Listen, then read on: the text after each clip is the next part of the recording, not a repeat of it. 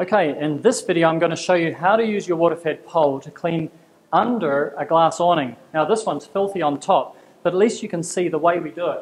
Now again, you can use tap water. You don't need to use pure water to clean under an awning.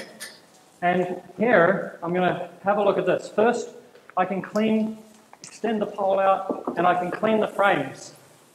So after dust storms and maybe years of no cleaning, we can actually clean that bit of frame off, turn the brush up the other way, give it a scrub, and give it a bit of a rinse. Now when we go to clean under there, you can see I can extend that, and then I can walk that whole sheet of glass like this,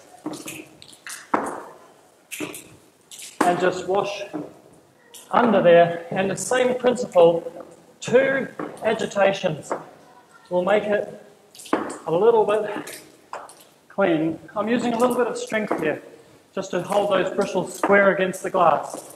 And then it's just a simple case of, and you may not be able to see everything I'm doing, so I'll come across to the side, of just quickly rinsing. Now that's not pure water, and it will leave some small marks, but comparison is amazing, and it's definitely okay for a property manager.